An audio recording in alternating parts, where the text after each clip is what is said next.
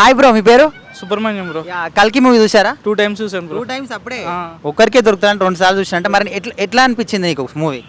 మాది బేసిక్ భీమవరం ఉన్నాం. అది ఎప్పుడు భీమవరంలో చూస్తా. ఈసారి జాబ్ నిమిత్తం ఇక్కడ చూడాల్సి వచ్చింది. ఇంకా అక్కడికన్నా ఇక్కడే బాగా ఎంజాయ్ చేశాను. ఇంకా చెప్పాలంటే ఫస్ట్ డే సంధ్య బెనిఫిట్ షోకి వెళ్ళాం, బాగా రచ్చ చేసాం. ప్రభాస్ క్యారెక్టర్ పరంగా, ఆయన యాక్టింగ్ పరంగా, ఆయన లుక్స్ పరంగా ఎట్లా అనిపించింది ఈ సినిమాలో?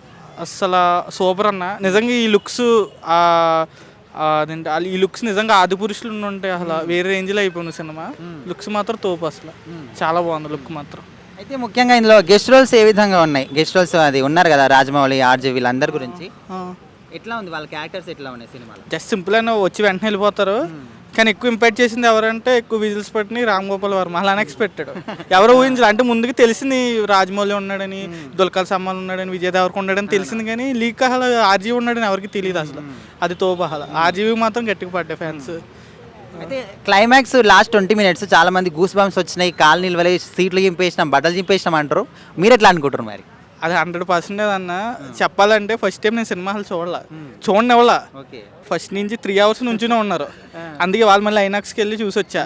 అది ఫస్ట్ టైం చూసినప్పుడు క్లైమాక్స్ చాలా బాగుంది అనుకో, కానీ క్లారిటీగా లేదు. ఇవాళ చూసా ఐనాక్స్లో కూడా లెగిసిపోయారని నువ్వు అర్థం చేసుకో. క్లైమాక్స్ ఎలా ఉందో ఐనాక్స్లో సైలెంట్గా చూస్తారు, అయినా వాళ్ళే లెగిసిపోయారు ఐనాక్స్లో. వాళ్ళ అంత బాగుంది సినిమా. ఇప్పుడు 1 day కలెక్షన్సే మా ఆల్మోస్ట్ 200 crores వరకు వచ్చింది కదా. సో మరి వీకెండ్ వరకు ఎంత కలెక్షన్స్ రావచ్చు? ఐ థింక్ మొత్తం పెట్టుబడి వచ్చేసి 600 కోసం దాటేద్దాం అనుకుంటున్నా. దాటిపోతే ఈజీగా దాటుతుంది. రెబలిజం ఖచ్చితంగా, రెబల్ స్టార్ బాక్స్ ఆఫీస్ మొగుడు కాబట్టి ఖచ్చితంగా దాడిస్తుంది ఖచ్చితంగా. సో ఇప్పుడు మన ఇండియన్ సినిమా రేంజ్ని వరల్డ్ రేంజ్కి తీసుకుపోయింది కదా ప్రభాస్. సో మరి ప్రభాస్ గురించి ముందు ఇంకా ఎలాంటి ప్రాజెక్ట్స్ ఎక్స్పెక్ట్ చేయొచ్చు? ఇవి చేయొచ్చండి. ఇప్పుడు స్పిరిట్ ఉంది, ఇప్పుడు మోస్ట్ వేయగలి. ఇప్పుడు దాకా నిజంగా సలార్ 2 అనుకున్నాను, కానీ సలార్ 2 కన్నా కల్కి 2కి ఇంకా వెయిట్ చేస్తున్నాం. ఎందుకంటే అంత సస్పెన్స్ పెట్టాడు. అలా ఈ పార్ట్ 2 కదా మొత్తం. కల్కి ఎవరు అసలు డీప్గా పడుకోనికి ఎవరు పుడతారు? అలా మనోడు రోల్ ఎలా ఉంటుంది ప్రభాస్ కల్కి 2లో? అసలు నిజంగా పుట్టేది కల్కి ప్రభాస్ అయినా రకరకాలు ఉంటాయి కాబట్టి మెయిన్ ఇంకా అన్నిటికన్నా ఇదే గమ్మున రావాలని కూడా కోరుకుంటున్నాం, కల్కి 2వే. అయితే ఈ సినిమా కథ విషయానికి వస్తే చాలామంది ఇంగ్లీష్ సినిమాల నుంచి డబ్ చేసిరు, ఆ సినిమా ఈ సినిమా నుంచి తీసుకున్నట్టు, మీరేమంటారు? లేదన్న, అసలు నో. మొత్తం ఇదంతా మన తెలుగు, మన ఇండియన్ కల్చర్, మన తెలుగు తగ్గట్టే. అంటే గ్రాఫిక్స్ అంతా మొత్తం మన బాగుందన్న. ఫ్రెష్గా చూసింది నేను. అంటే మారువేలు పెద్ద చూడండి ఎప్పుడు. నాకు వద్దు కొత్తగానే అనిపించింది. నాకు ఎక్కడ కాపీ కొట్టినతో ఏమనిపించలే. హాయ్ బ్రో, మీ పేరు? ప్రవీణ్ కుమార్. ఓకే ప్రవీణ్ బ్రో, కల్కి మూవీ చూసినావు కదా. సో మరి ఎట్లా అనిపిస్తుంది? ఎక్సైట్మెంట్ లేకపోతే సినిమా చూసిన అనుభవం ఎట్లా ఉంది? ఎక్స్పీరియన్స్ బాగుంది, డైరెక్షన్ బాగుంది, విఎఫ్ఎక్స్ బాగున్నాయి. Well good movie. Comeback to summer. ఈ మధ్య కొన్ని మూవీస్ అంత ఆలే కదా, కమ్బ్యాక్ ఇచ్చింది మళ్ళీ తెలుగు ఫిల్మ్ ఇండస్ట్రీ. అయితే ప్రభాస్ లుక్స్ పరంగా కావచ్చు, లేకపోతే ఇంతకుముందుతో సినిమాలతో పోలిస్తే ఏ విధంగా ఉంది ఇందులో? అల్టిమేట్. కటౌట్కి ఏదైనా సూట్ అయిపోతుంది. సో మరి గెస్ట్ రోల్స్ ఎట్లా ఉన్నాయి? రాజమౌళి, ఆర్జీ, వీళ్ళందరి గురించి ఈ సర్ప్రైజ్ చాలా మందికి. ఆర్జీ ఉండు, రాజమౌళి, ఇది ఇంకా సల్మాన్, విజయ్ దేవరకొండ, వాళ్ళతో పాటు హీరో ఉంది కదా మన జాతిరత్నాల డైరెక్టర్, ఆయన కూడా క్యామియో రోల్ ఉంది. అది కూడా బాగుంది. అయితే బుద్ధితోని, బ్రహ్మానందంతోని కామెడీ ఎట్లా వర్కౌట్ అయింది? చాలా రోజులతో బ్రహ్మాండంగానే చూసాం. బాగుంది. Legendary actor. Well good. Okay, ఓవరాల్గా మూవీలో హైలైట్స్ ఏమనిపించినాయి మీకు? VFX, direction, story. Waiting to part 2 కోసం వెయిట్ చేస్తున్నాం. అయితే కొన్ని ఇంగ్లీష్ సినిమాల నుంచి ఈ స్టోరీని డబ్ చేశారని అంటున్నారు. సో మీరేమనుకుంటారు? అంటే మన వాళ్ళు కొన్ని హాలీవుడ్ మూవీస్ చూసారు కాబట్టి అలా అనుకుంటున్నా, కానీ మన స్టాండర్డ్స్కి ఇప్పుడు మొత్తం టోటల్ వరల్డ్ వైజ్గా పాన్ ఇండియా లెవెల్లో మన రాజమౌళి గారు చేశారు కదా, ఆ స్టాండర్డ్ రీచ్ అయింది. బాగుంది ఫైనల్గా. అయితే ఈ బాహుబలి వీటన్నిటిని కూడా బీట్ చేసేస్తుందా? బాహుబలినా బీట్ చేయాలని కోరుకుంటున్నా. డిపెండ్స్ ఆన్ ఉంటారు కదా ఆడియన్స్, దాన్ని బట్టి బీట్ చేస్తుంది అనుకుంటున్నాం. అయితే 1 day కలెక్షన్సే 191.5 crores దాటిపోయింది కదా, ఆల్మోస్ట్ 200 crores దగ్గరికి. సో మరి ఈ వీకెండ్ వరకు ఎంత వస్తుండొచ్చు కలెక్షన్స్? వీకెండ్ వరకు 400-500 క్రాస్ అవుతుంది. బ్రో హాయ్ బ్రో, నమస్తే. హాయ్. కల్కి మూవీ చూసినావు కదా, ఎట్లా అనిపించింది? వాళ్ళ నీకు ఎక్స్పీరియన్స్ ఎట్లా ఉంది? మూవీ మాత్రం భయ్యా కేక్. అసలు హాలీవుడ్ మూవీ. హాలీవుడ్కి మనం ఇప్పుడు పోటీ ఇస్తున్నాం. హాలీవుడ్కి ఆ రేంజ్లో ఉంది మూవీ. బట్టలు చింపేసుకురా అసలు ఎగరేసుకున్నాం. సో మరి ప్రభాస్ యాక్టింగ్ పరంగా, ఆయన క్యారెక్టర్ పరంగా ఎట్లా ఉంది? ఆయనకి సెట్ అయింది? ఆయన లుక్స్ పరంగా ఎట్లా ఉన్నాడు? లుక్స్ పరంగా బాగా డిజైన్ చేశారు డైరెక్టర్ గారు. చాలా బాగుంది. ప్రభాస్ గారు యాక్టింగ్ చాలా బాగుంది. తర్వాత అమితాబ్ బచ్చన్ గారు బాగా చేశారు. ఆ వయసులో కూడా ఆయన చేయడం చాలా చాలా డెడికేషన్గా చేశారు. బాగుంది చాలా.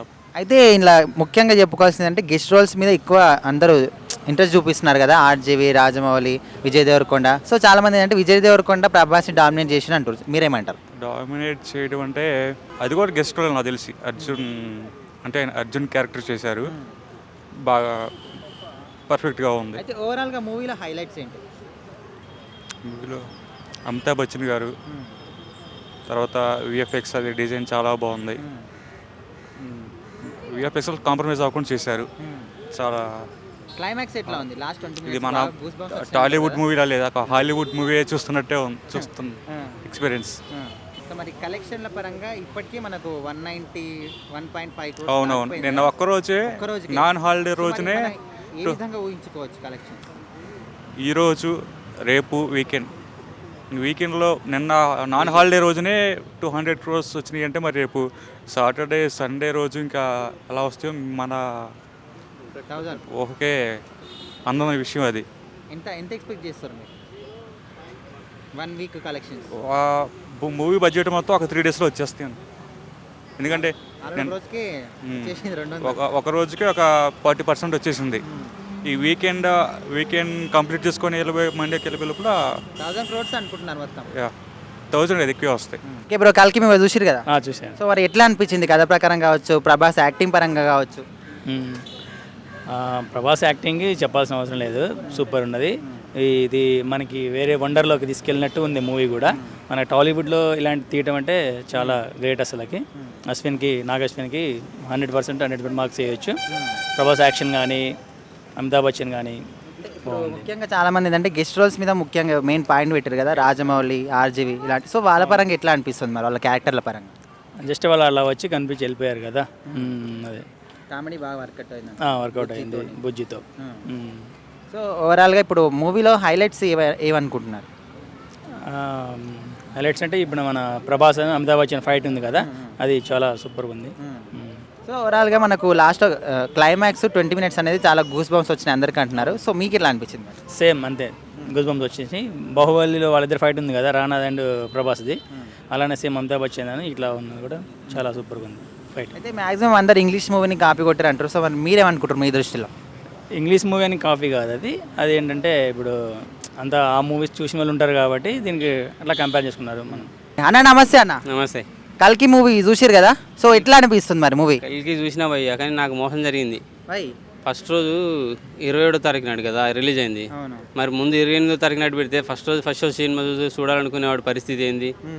28వ తారీఖు నాడు పెట్టారు, 28వ తారీఖు బుక్ చేసుకున్నా. ఆ తర్వాత 27వ తారీఖు నాడు పెట్టారు.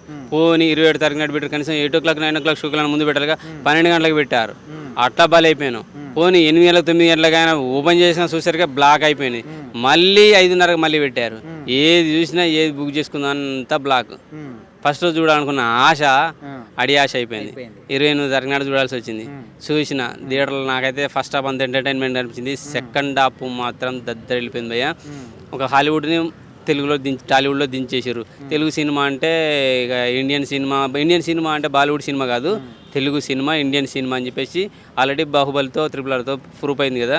ఇంకా ఇది వేరే ఏం లేదు, ఓన్లీ తెలుగు సినిమానే ఇండియన్ సినిమా కాదు, ఫ్యూచర్లో వరల్డ్ సినిమా అంటేనే తెలుగు సినిమా అనే స్థాయికి వెళ్తుంది. హాలీవుడ్ ఇవన్నీ అన్ని పక్కకు పడిపోతాయి కదా. కల్కి అయితే బాగుంది. దీంట్లో హైలైట్స్ ఏంటంటే ప్రభాస్ ఎంట్రీ. ప్రభాస్, అమితాబ్ బచ్చన్ వాళ్ళిద్దరు ఎపిసోడ్స్, ప్రతి ఎపిసోడ్ అద్దరిపోద్ది. ఫైటింగ్ చేసే సన్నివేశాలు అయితే కిర్రా కనిపిస్తాయి. బీజం బాగుంది. దీపిక పడుకునే ఆమె ఎపిసోడ్ అయితే ఎమోషన్గా టచ్ అవుతుంది భయ్య. కరెక్ట్గా చూడాలి కానీ మనసు పెట్టి ఏడుస్తారు కూడా. నెక్స్ట్ విజయ్ దేవరకొండ రచ్చ వచ్చిన ఒక్క 1 minute 30 seconds కనపడదు కావచ్చు, రచ్చ అసలు అంత బేస్ వాయిస్తో ఆ పాత్రలో బాణం బట్టి ఇసిరేసి ఆయన అంత గట్టి వాయిస్ చెప్తాడు అనుకోలే, ఊహించలేదు మేమైతే.